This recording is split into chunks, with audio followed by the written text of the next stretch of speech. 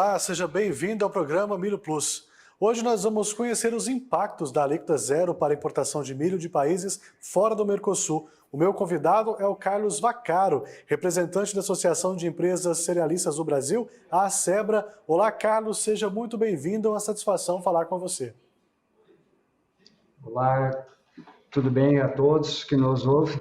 É uma alegria também poder aqui trocar algumas ideias e também colocar um pouco do que a ACEBRA está vendo sobre essa redução da alíquota zero, fora dos países do Mercosul, é lógico.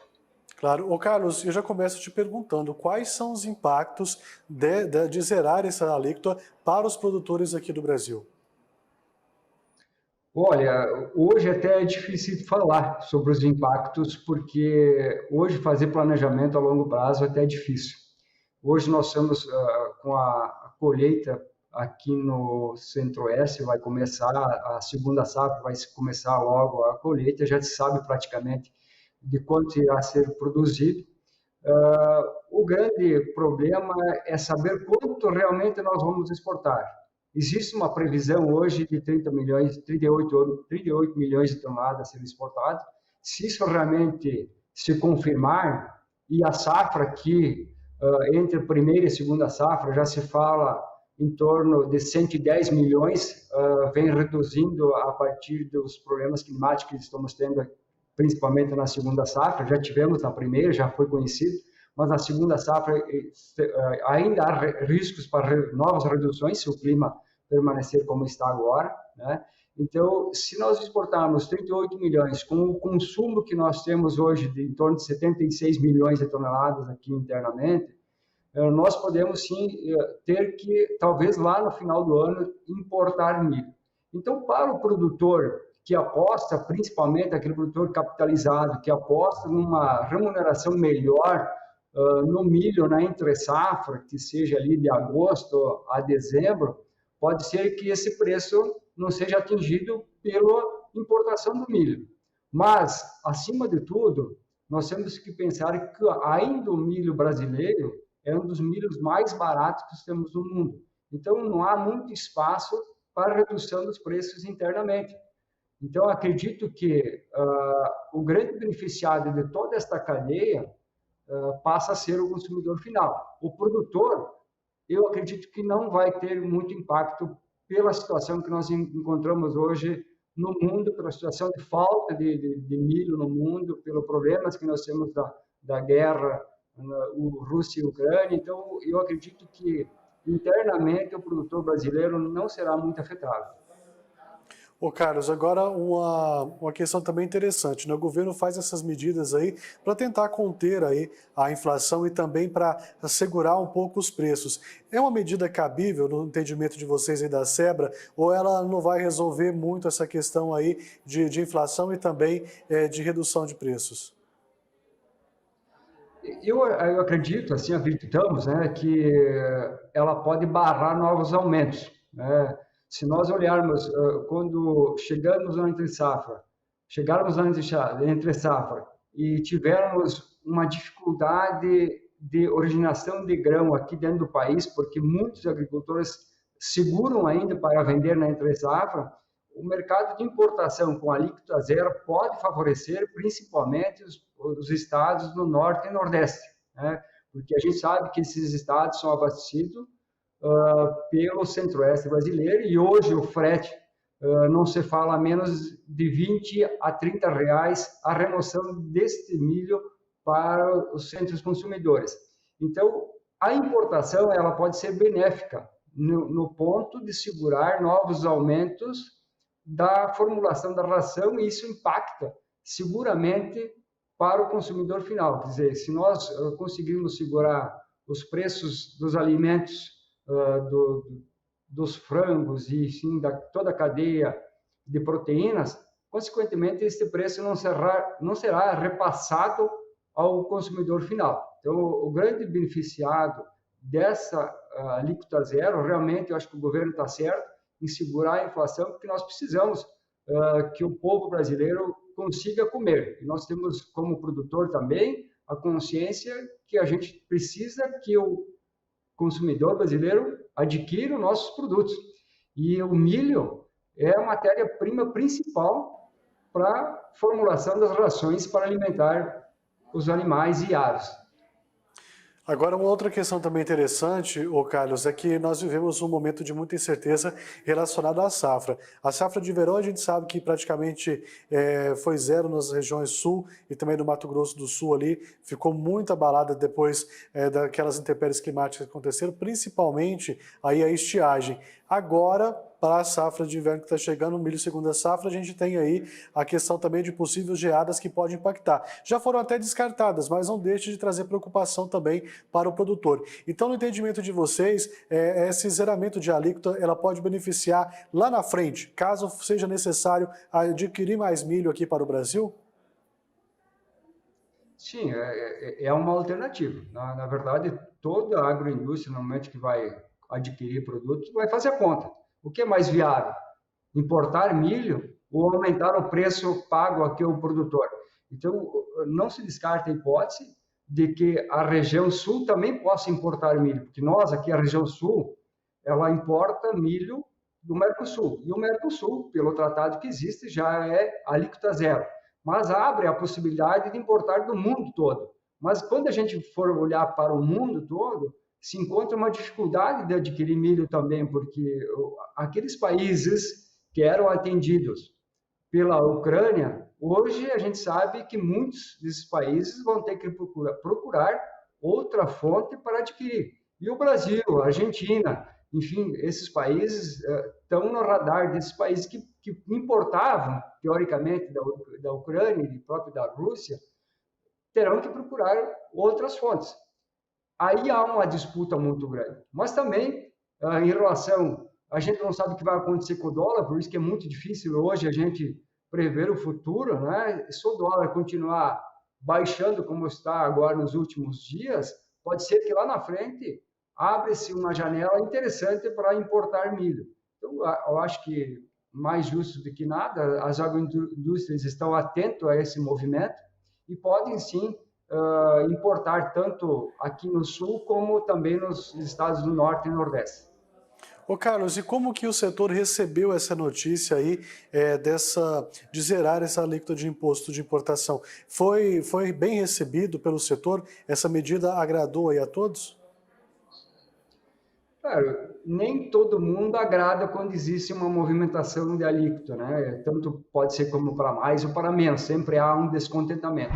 Mas em termos dos produtores rurais no Brasil, como a Sebra também, entende que ela não trará grandes prejuízos, né? Porque ela é temporária, é até 31 do 12, então nós vamos, quando começarmos a jogar a segunda safra no mercado, aliás, a primeira safra que nós vamos plantar agora em setembro, quando nós entrarmos com a segunda safra, com a primeira safra, não teremos mais essa alíquota zerada, né? Agora, com a segunda safra, que vai ser colhida agora em julho, junho, julho, enfim, muito desse milho já está comercializado. O milho comercializado tanto para exportação como para as indústrias de etanol no centro-oeste já tem adquirido um grande volume. Então, o impacto não será muito grande para o produtor. Então, nós vimos com bons olhos essa medida do governo para que a gente também não tenha uma inflação muito alta e também não encareça mais ainda as carnes, principalmente de frango, que é a comida principal na mesa do consumidor brasileiro. Com toda certeza, né, Carlos? Agora, gostaria que você falasse para a gente um pouquinho desse cenário aí que nós estamos enfrentando, que é um cenário de guerra. Como ele pode impactar diretamente aqui no nosso setor, que depende tanto assim desses grãos aí para elaboração de ração, que depois vai gerar outros alimentos que são as nossas proteínas. De que forma isso pode impactar? Porque até então, apesar de ser baixa aqui a nossa produção, ela vai atender o mercado. Existe também aí, dentro dessa visão de vocês, a possibilidade de queda de mercado daqui para o futuro? Como é que vocês estão analisando essa questão? Nem falo queda de mercado, mas queda de produção mesmo de fato. Existe essa possibilidade?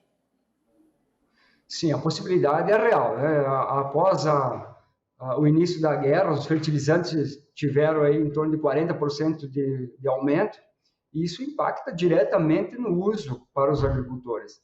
Então, agora, para a formação das próximas safras, principalmente se nós olharmos a primeira safra a ser plantada, agora vai ser a do trigo, né? O trigo tem subido muito no mercado externo, mas, consequentemente, quando nós formos fazer os cálculos para plantar a safra de trigo, nós vamos ter um problema pelo custo hoje dos fertilizantes. Então, o que está ocorrendo hoje no mercado? Uma menor adubação, tanto na base como também os nitrogenados. O pessoal está reduzindo. E veja bem, quando nós vamos falar para o milho, primeira safra, que principalmente quem faz a cultura de milho na primeira safra, ele usa uma vez aquela área por ano. Ele não consegue fazer duas lavouras no mesmo ano. Então, o que está acontecendo agora? Os produtores de milho primeira safra estão reduzindo o plantio, porque milho primeira safra tem que ser muito bem plantado. Eles têm que usar uma tecnologia muito grande, porque ele não consegue usar baixa tecnologia, porque ele faz uma lavoura só em cima da mesma área. E aí ele precisa investir com sementes de qualidade e com adubação pesada. Mas os custos estão muito grandes. Então, por isso que hoje o agricultor tem reduzido o plantio da primeira safra. Então, a gente percebe que a primeira safra vai ser drasticamente reduzida, mas o que a gente entende é que a segunda safra no Brasil, ela tende a crescer cada vez mais. Por quê? Olha bem, quando nós plantarmos trigo aqui no Rio Grande do Sul, no Paraná, nós conseguimos fazer a lavoura de soja, então nós fizemos lavoura de trigo e lavoura de soja no mesmo ano, em cima do mesmo hectare de terra. Quando nós falarmos segunda safra de milho, este agricultor faz soja e faz milho na segunda safra de milho.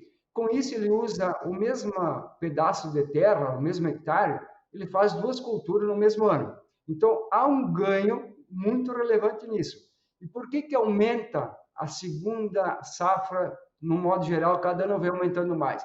Porque ele pode usar um milho de menos tecnologia, com menos adubação, mas aumenta a escala, aumenta cada vez mais o plantio. Então, nós podemos ter, no próximo ano, uma redução, que é o nosso entendimento, no milho primeira safra, e um aumento de área na segunda safra de milho, mas usando menos tecnologia.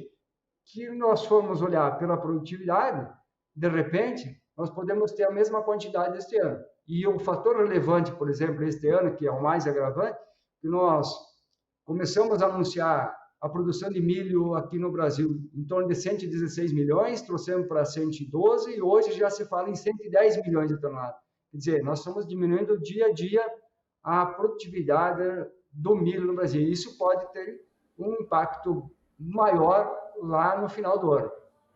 Pois é, por que foi diminuído tanto assim? Pode ser atribuir isso ao custo elevado de produção, porque tem um estudo do CPEA que saiu agora bem recente, que ele coloca aí que o custo aumentou em 36%, o custo de produção de milho, principalmente aí nessas culturas de segunda safra. É mais ou menos nessa linha que vocês pensam também que pode ter uma diminuição na primeira, que você disse pra gente que é mais importante ainda, mas ela acaba sendo mais cara do que a segunda? Sim, a primeira safra ela já está praticamente, vamos dizer assim, estabelecido um corte aí de 20% a 25% de redução de plantio, justamente pelo custo, né? Como eu falei, quem planta a primeira safra de milho, ele não consegue tirar o milho, né, e plantar uma outra cultura. Se plantar é muito arriscado, então o ganho dele tem que ser na primeira safra de milho.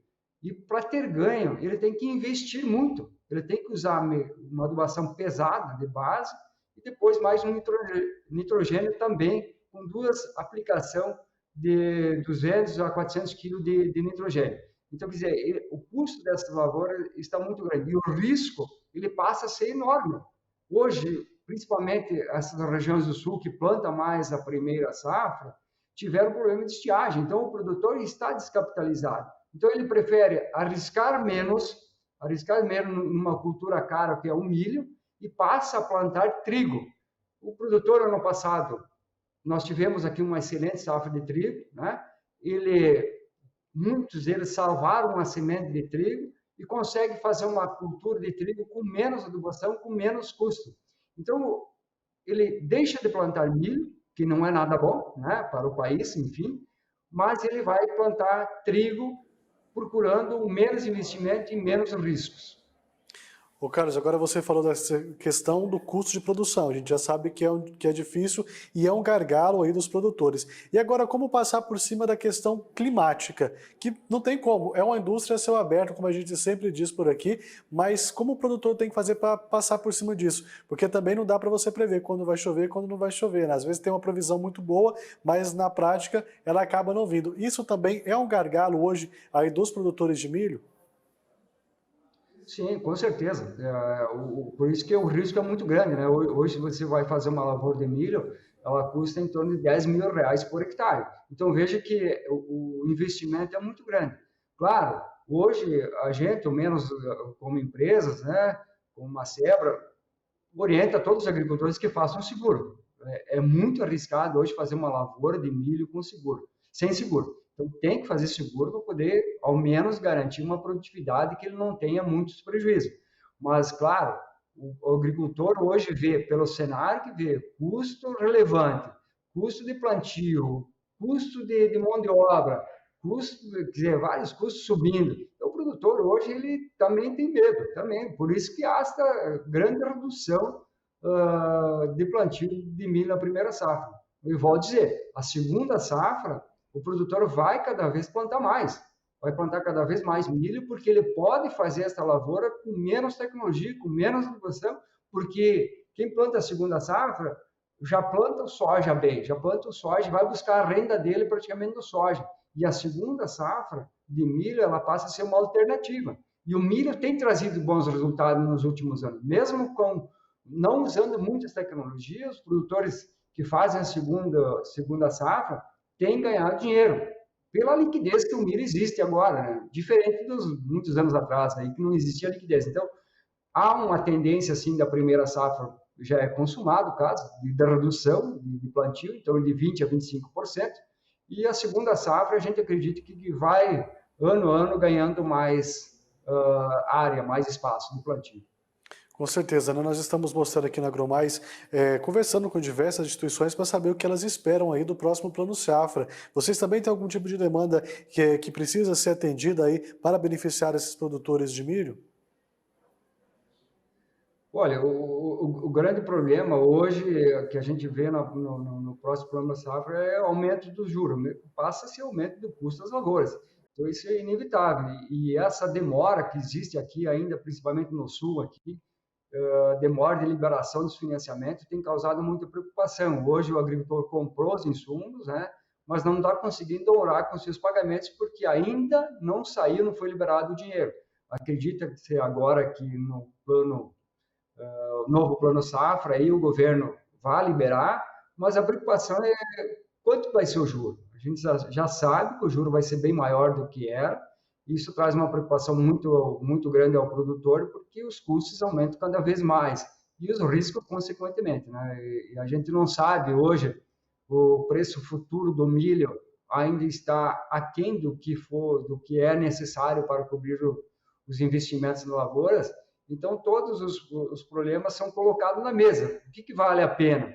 Né? Investir na cultura do milho ou reduzir e tal. Então, o produtor hoje faz muito cálculo mas é extremamente fundamental que o governo libere o quanto antes os recursos para que o agricultor possa cumprir os seus compromissos, porque, como falei, muitos agricultores já compraram os produtos, os insumos, e não estão conseguindo honrar no prazo estipulado. Nós acreditamos, sim, o governo deverá liberar os valores, né? É uma questão de tempo, mas com o aumento dos custos financeiros. Ô Carlos, a gente sabe hoje que o custo dessa produção, ela 33% ela para o produtor é custeado aí pelo Plano Safra, para aqueles que fazem a adesão, os outros 33% vêm do próprio bolso deles, os outros 33% ele corre atrás para fazer alguma forma aí de completar os 100% aí dessa matemática tão difícil que é produzir. Mesmo com tanta tecnologia, com tanto incentivo, com tantos meios de se produzir com segurança, você acredita que ainda falta algum tipo de política para dar mais sustentabilidade para o produtor, para ele continuar produzindo e ter tranquilidade, passando por cima dessas adversidades climáticas, por essas questões de guerra e por tantas outras intempéries que ele pega aí ao longo da lida, ao longo da safra, para poder ter um pouquinho mais de tranquilidade? A gente sabe que tem rentabilidade, mas o produtor também quer ter aí um pouco de paz para produzir, né? É difícil até falar, né? Porque se tu for ver hoje, o produtor rural é uma empresa, ele tem que ser considerado como uma empresa. E todas as empresas, independente de qual o setor, existem as suas peculiaridades, as suas adversidades, vamos dizer, no decorrer do ano. Nenhum ano é igual ao outro. Claro, os agricultores têm um problema maior que depende muito do clima. Esse é o grande desafio hoje do produtor. Por isso que se fala hoje que fazer seguro das lavouras é imprescindível. Tem que fazer seguro, senão o agricultor pode jogar fora todas as suas economias num ano só. E, com certeza, hoje o governo é parte importante no financiamento das lavouras, mas o que a gente tem visto? Que cada ano o governo não vem acompanhando o volume de recursos que os agricultores precisam fazer para fazer suas lavouras. Então, cada vez mais o agricultor está pegando, usando empresas privadas, ou cooperativa, ou cerealistas, enfim, ou trades, para financiar as suas lavouras, porque o governo não tem condições de atender a todo mundo. Então, quer dizer, o agricultor busca um pouquinho, talvez, do banco, né, via governo, um pouco, como você falasse, um pouco de recurso próprio, mas cada vez mais o setor envolvido na cadeia, que seja cerealistas, cooperativas, trades, estão financiando os agricultores para que eles consigam fazer as lavouras. E, com certeza, todos esses atrelam junto o seguro das lavouras quando é financiado, porque, como disse, o agricultor não pode correr risco. Ele tem que minimizar, quer dizer, o risco sempre existe, mas vamos dizer assim, ele tem que minimizar os riscos, procurando travar preços futuros, o custo da sua produção, travando o preço futuro de milho ou de qualquer outra cultura, mas travando os preços futuros para, ao menos, cobrir os custos de produção e tentar especular o que ele consiga produzir a mais dos custos do custo de produção, né? Tentar deixar esse produto parado até ele conseguir um preço talvez melhor lá para frente, né? Mas ele tem que cada vez mais olhar seu negócio como uma empresa, diminuir os riscos, né? Que sempre há risco, mas diminuir o risco com seguro, travar preços futuros do custo de produção, para que ele também não consiga ter lucro na sua atividade. Com toda certeza, né? Agora você que representa aí os cerealistas, claro que vocês também têm contato diretamente com os produtores, né? Qual o sentimento que você está vendo deles aí? Estão mais animados agora com essa segunda safra do que aquela que foi a primeira? O que você pode adiantar para a gente aí dessa visão, dessa lida diretamente com os produtores de milho aí do estado do Sul? Na verdade, nós tivemos um ano aqui muito caótico, né? Ano passado a gente perdeu 50% de produtividade em vista do clima, né? Agora sim, o produtor está... O plantador de milho, porque existe o plantador de milho que planta todo ano e existe a pessoa, o agricultor, que arrisca plantar milho. Então, são dois tipos de produtores. Aquele produtor que é plantador de milho, ele tem um sistema de rotação de cultura. Ele usa 30% da área dele para plantar milho. Então, esse produtor sempre vai plantar milho com alta tecnologia e sempre acreditando numa alta produtividade. Este ano, com essa situação, aquele cara que arrisca em plantar milho, que é vamos dizer assim, um aventureiro, porque ele vai mais na onda, porque o preço está bom, esse ano ele se retirou do mercado do milho. Aqueles 10% que há um plantio assim, esporádico, esse cara não vai plantar. Por isso que há uma redução no geral de 30%, que são esses que plantam milho procurando uma alternativa e não tem aquele hábito de fazer rotação de cultura, 30% da área dele como milho todo ano, que ela traz grandes benefícios nas lavouras. Então, o produtor hoje, consciente, ele planta todo ano 30% de sua área, procurando não só preço, mas também outros benefícios que a cultura do milho deixa nas suas lavouras. Então, a preocupação é normal, né? Eu acho que nós temos como dois tipos de plantadores, o consciente faz lavoura sempre, e aquele esporádico ele vai numa oportunidade de negócio.